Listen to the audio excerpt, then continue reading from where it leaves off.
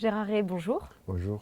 Vous êtes secrétaire général de l'Union départementale de la CGT des Alpes-Maritimes et membre du collectif confédéral migrant de la CGT. Nous vous recevons aujourd'hui pour l'entretien de la vie ouvrière pour décrypter ensemble le projet de loi pour, je cite, « contrôler l'immigration, favoriser l'intégration », projet de loi pour lequel vous avez été entendu au ministère de l'Intérieur et pour lequel vous serez entendu ce soir à la commission des lois du Sénat. Alors donc ce projet de loi a été présenté au Conseil des ministres le 1er février 2023 par Gérald Darmanin, Éric Dupond-Moretti et Olivier Dussopt, et il sera examiné au Parlement à la fin du mois de mars. Alors le projet de loi comporte plusieurs volets. Il y a un volet sur l'intégration, le projet de loi comporte également une réforme du droit d'asile et plusieurs mesures visant à faciliter les expulsions. Nous n'allons pas nous attarder sur ces volets et nous allons parler ensemble du volet travail. Alors, avant qu'on revienne plus précisément sur ce texte, je voudrais déjà savoir, est-ce qu'on peut estimer à peu près le nombre de travailleurs sans papier en France et dans quel secteur est-ce qu'on les retrouve principalement? Oui, on estime à peu près, alors c'est toujours compliqué d'estimer, d'avoir en tout cas une précision sur ce genre de chiffres, mais on estime à peu près à 300 000 à 400 000 travailleurs, donc ce qui est quand même pas rien. Alors qu'on retrouve principalement dans les métiers de la restauration, de la construction, des ordures ménagères, ceux qui enlèvent les ordures ménagères, mais aussi l'aide à la personne, donc travail chez des particuliers. Donc voilà, c'est quand même un secteur, des secteurs d'activité très vastes et très variés. Ok. Et peut-être peut-on expliquer comment ça se passe aujourd'hui lorsque un travailleur sans papier souhaite obtenir sa régularisation? Il y a aujourd'hui, il n'existe pas de loi en tant que telle pour être régularisé. Hein. Et donc on est sur des circulaires, sur une circulaire qui s'appelle la circulaire Valls, puisque c'était le ministre à l'époque qui a mis en place, qui a signé cette circulaire, qui était ministre de l'Intérieur à l'époque. Et donc cette circulaire qui date de 2012 prévoit que les travailleurs qui sont là depuis 3 ans sur le territoire français, qui peuvent sur les 3 dernières années prouver 24 mois de travail, peuvent poser une demande de régularisation qui s'appelle une admission exceptionnelle au séjour et dont il faut signaler qu'elle est, on va dire, à la botte du préfet, en tout cas au bon vouloir de chaque préfet, ce qui fait qu'on peut avoir une préfecture qui régularise et qui applique dans tous ses termes la circulaire à Valls, mais d'autres préfectures qui refusent de donner suite à ces régularisations, estimant que les travailleurs ou travailleuses en question n'ont pas droit, en tout cas ne peuvent pas avoir accès à l'admission exceptionnelle au séjour. Ok. Peut-être qu'il faut dire ici que cette circulaire, elle est le fruit notamment des luttes qui ont eu lieu entre 2008 et 2010, lutte des travailleurs sans papier, et dont la CGT a été un des principaux artisans. C'est ici qu'est installé un piquet de grève rare et unique, celui de 26 travailleurs BTP sans papier qui réclament leur régularisation. Alors que le mouvement national, qui concerne en tout 600 travailleurs, agite surtout le monde de la restauration, ces 26 salariés d'entreprises de déconstruction ont décidé le 15 avril dernier de cesser le travail et de commencer une grève inédite. Soutenus par les syndicats ainsi que par la Cogedim et par une opinion publique favorable au mouvement, les grévistes nous expliquent leurs revendications. Payant des impôts et des charges salariales, ils demandent à être considérés comme des salariés à part entière en toute légalité. Nous on travaille. Moi je suis venu depuis longtemps. Je travaille, je n'ai même pas papier, je travaille, j'ai payé un impôt en plus. Hein? Il faut que la France sache ce qu'on fait. C'est comme tous les autres citoyens, nous sommes là pour travailler, nous sommes travailleurs. Les Français ils travaillent, nous on travaille, on a notre métier, les Français ont leur métier, et voilà. Oui, à partir de 2008-2009, quand notamment M. Sarkozy avait lancé un processus sur l'immigration choisie, bien que ça fait quand même quelque chose qui fait partie du langage politique depuis de nombreuses années, mais en tout cas à partir de cette période-là, compte tenu qu'il y avait un certain nombre de critères qui avaient été mis, des travailleurs avaient décidé de se mettre en grève, notamment assistés par la CGT, et c'était la première fois finalement que des travailleurs immigrés sans papier se mettaient, en tout cas choisissaient un mode d'action qui est un mode classique, entre guillemets, des travailleurs, de tous les autres travailleurs, qui est celui de la grève, c'est-à-dire d'utiliser le droit de grève sur le lieu de travail, droit de grève avec occupation. Et donc ces grèves qui ont duré effectivement à partir de 2008 et qui continuent sur certains mouvements, mais en tout cas qui se sont amplifiés jusqu'à 2012 avec des milliers de travailleurs en grève, des centaines de piquets de grève, que ce soit devant les agences d'intérim ou sur les lieux de travail. On a tous en tête un certain nombre de piquets de grève, a permis d'obtenir des acquis sur la régularisation. Et donc on a construit, entre guillemets, du droit, même si c'est au travers de la circulaire, mais en tout cas la possibilité pour ces travailleurs et travailleuses de se faire régulariser. Et on a construit en fait les termes de la circulaire Valls par les luttes de ces travailleurs. Et c'est là d'ailleurs aussi qu'on a vu apparaître, y compris dans la CGT, le terme de travailleurs sans papier, se substituant aux sans-papiers, terme générique qu'on utilise jusqu'alors. Et en fait, on a considéré à partir de ce moment-là que ces travailleurs et travailleuses sont partie intégrante de la classe ouvrière, finalement.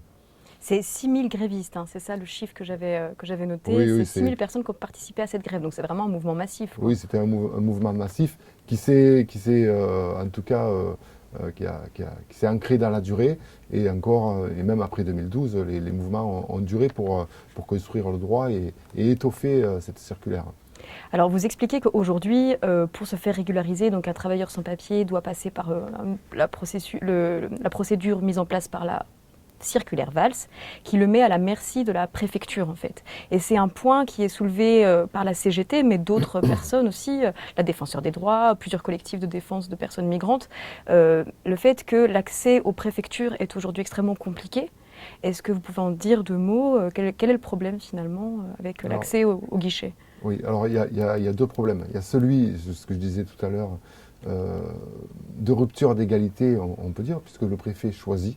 Le préfet décide et donc on peut avoir deux décisions contraires d'une préfecture à l'autre. Et ça pose un vrai problème d'égalité finalement entre deux travailleurs ayant la même situation. Ça c'est déjà une première difficulté. Puis la deuxième difficulté qui apparaît depuis maintenant quelques années, c'est celui de la numérisation, celui de la dématérialisation, c'est le terme qui est employé. Et donc la dématérialisation, eh bien en fait génère des problèmes d'accès aux préfectures.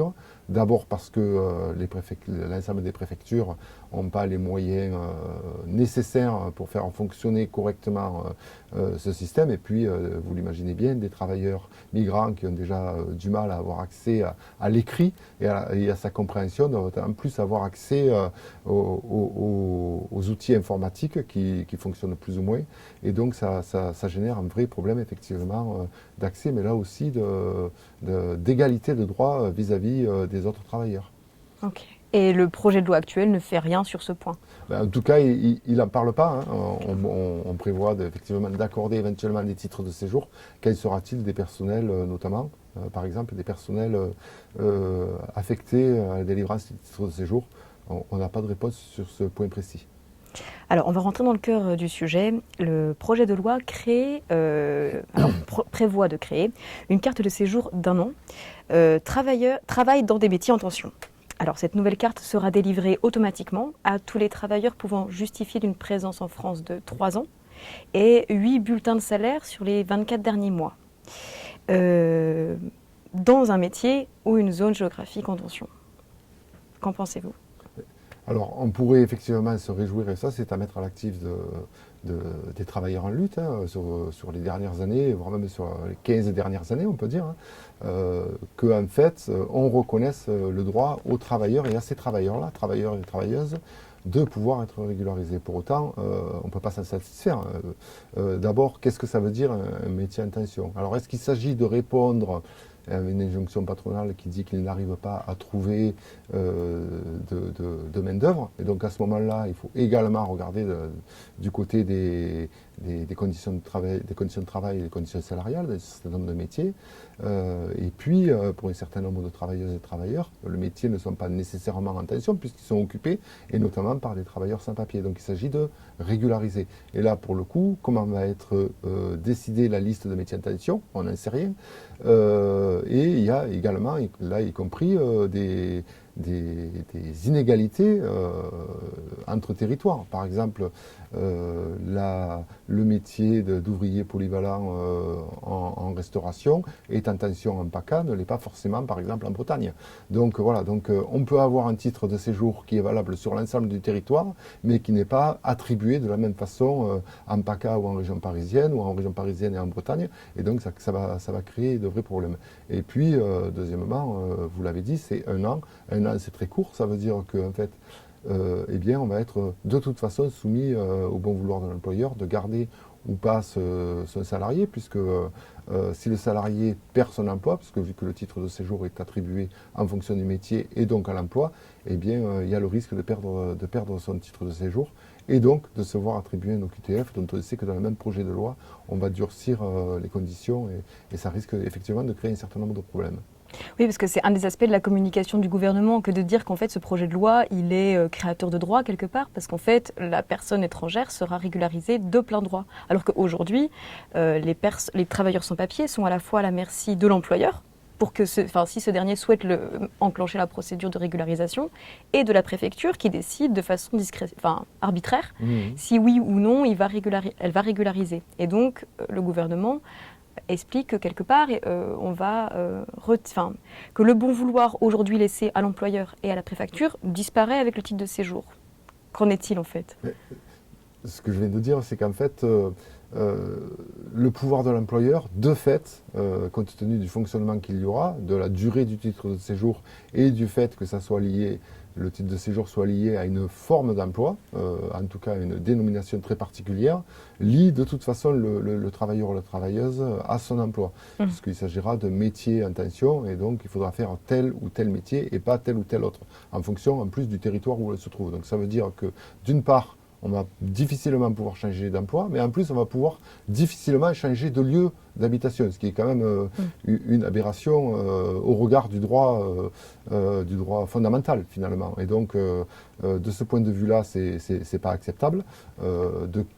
Pourquoi un travailleur plutôt qu'un autre, du fait qu'on soit travailleur émigré, on n'aurait pas le droit de changer de métier, voire même de zone géographique, alors que n'importe quel travailleur sur notre territoire a le droit de changer de zone géographique, voire même c'est encouragé par les pouvoirs publics. Donc il y a vraiment une très forte contradiction là-dessus. Et puis pour ce qui est de la préfecture, je renvoie à la question précédente, des moyens donnés aux préfectures pour traiter les titres de séjour. Et d'ailleurs, c'est quoi ces métiers en tension? Est-ce que vous pouvez nous en citer quelques-uns? Et qui décide de la liste des métiers en tension? Alors la liste des métiers en tension est un peu une liste travailleurs à la Prévert. On peut y retrouver des métiers médicaux. D'ailleurs, il y a une partie sur les métiers médicaux dans ce projet de loi, mais ça peut être aussi les travailleurs de la restauration, ouvriers polyvalents de restauration, je vous le disais tout à l'heure, ou plongeurs pour la restauration également. Ça peut être dans la construction et les bâtiments pour certaines professions. Donc voilà, c'est une liste de métiers alors sur décret ministériel, mais qui se décide dans les régions en fonction donc sur chaque préfecture. Et donc, elle varie d'un territoire à un autre. Ok. Et qui est à l'initiative de ce projet de loi? Est-ce que c'est le patronat? Est-ce que c'est certaines branches du patronat? Est-ce que c'est la majorité présidentielle? Qui... Alors, de ce qu'on croit comprendre, c'est d'une part un projet de loi qui est né au regard de l'actualité de cet été, notamment quand on a eu des personnes sous le coup de QTF qui ont commis des actes. Au QTF, il faut préciser peut-être. Obligation de quitter le territoire français de la part de donc ces personnes-là qui ont commis des actes criminels. Et donc on a cru faire rapprocher la situation administrative de ces personnes avec la gravité des actes qu'ils avaient commis. On se demande pourquoi d'ailleurs, mais bon.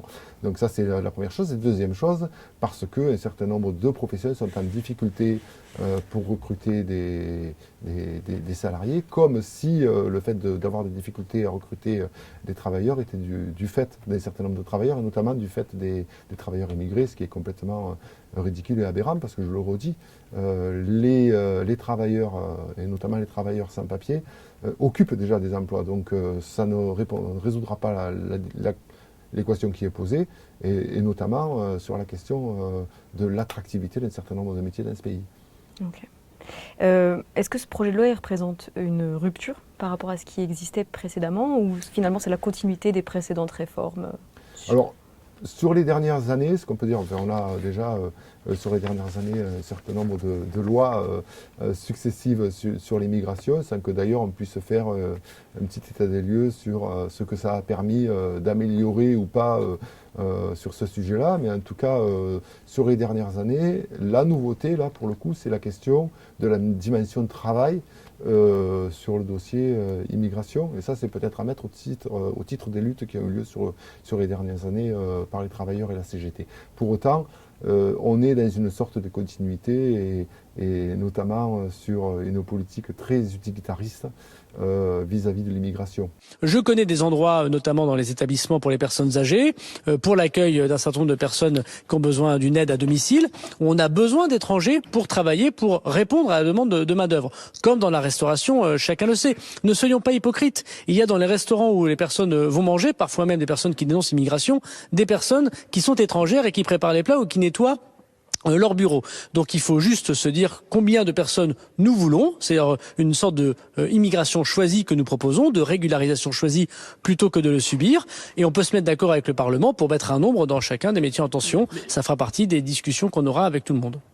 On considère les travailleurs immigrés finalement bons en tout cas qui seraient bénéfiques à partir du moment où ils s'intègrent dans les choix et dans les volontés patronales et économiques. Donc il y a quand même quelque chose d'un peu gênant là-dessus. Oui, parce que le projet de loi en fait met l'accent sur les métiers, enfin sur les personnes qui occupent des métiers en tension, mais qu'est-ce qui se passe pour les autres? On ne sait pas trop finalement, voire même y compris que va-t-il se passer pour la circulaire Valls, et donc pour l'ensemble des autres métiers, pour l'ensemble des travailleurs qui souhaitent voir régulariser leur situation, qui sont là depuis 5, 10, 15 ans sur notre territoire français. Qu'est-ce qu'on en fait? Comment la situation va-t-elle évoluer? On ne sait pas. Et comment ça s'est passé votre audition au ministère du Travail? Parce que vous avez donc dû donner votre avis sur le projet. Comment ça s'est passé? Donc effectivement, on a donné notre avis sur le projet. On a aussi fait part de nos revendications, bien sûr. Je rappelle que la CGT a sorti un document qui s'appelle Revendications pour les travailleurs sans papier. Mais en fait, d'une part, ce qu'on a pu constater quand même, c'est que le ministère du Travail était assez peu au fait finalement du sujet et notamment des critères de régularisation actuels. C'est inquiétant. C'est quand même une première chose. Deuxième chose qu'on a pu constater, c'est que le projet de loi, il est vraiment sous la main du ministère de l'Intérieur et que c'est une volonté très forte du ministère de l'Intérieur de réformer sur ce sujet. On sait approximativement combien de personnes ça pourrait concerner ou pas encore? On a du mal à savoir, compte tenu qu'on ne connaît pas la fameuse liste métiers en tension, comment elle va évoluer. Voilà. Donc ce qu'on sait aujourd'hui, c'est qu'on est sur un temps qui est relativement court, en tout cas sur l'aspect travail, puisque les termes de la loi seront révisés en 2026. Il y a un autre aspect sur le volet travail dans cette réforme. Les demandeurs d'asile originaires de pays les plus à risque pourront travailler immédiatement. Alors aujourd'hui, les demandeurs d'asile, lorsqu'ils déposent leur demande d'asile, ils ne peuvent pas travailler, ils peuvent travailler après 6 mois. Ils ont 6 mois au cours desquels ils ne peuvent pas travailler, puis ils peuvent travailler. Alors aujourd'hui, ce qui est prévu, c'est que certains demandeurs d'asile pourront travailler immédiatement, mais une liste de pays sera établie pour décider lesquels finalement pourront travailler. Qu'en pensez-vous? De toute façon, ça risque de concerner très peu de personnes, ça c'est la première chose. Deuxième chose, c'est des choses c'est des dispositions que le gouvernement peut prendre et qu'il a pris par exemple sur certains territoires pour les travailleuses et travailleurs ukrainiens, où on a pu donner des permis de travail de manière exceptionnelle, donc ça c'est toujours faisable et ça risque de concerner très peu de personnes.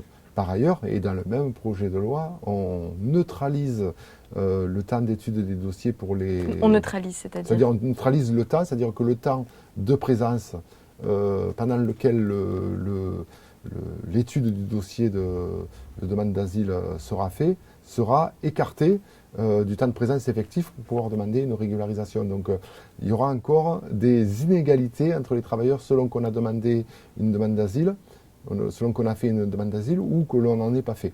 Et donc ça peut rajouter jusqu'à 2 ou 3 ans de présence.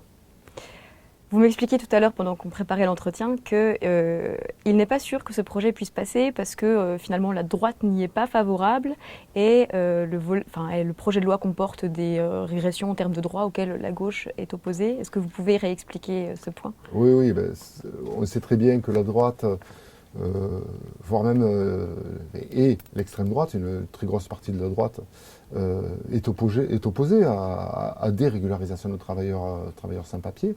Une partie du patronat aussi, et du MEDEF en particulier, notamment les plus grosses entreprises. Parce qu'ils ont peur de l'appel d'air, quoi. Ça, et puis pour certains, c'est aussi bien l'obligation de reconnaître les travailleurs qu'ils ont chez eux. Je pense notamment à des entreprises comme par exemple de Richebourg, pour ne pas les nommer, qui sont des gros fourrières de travailleurs sans papier.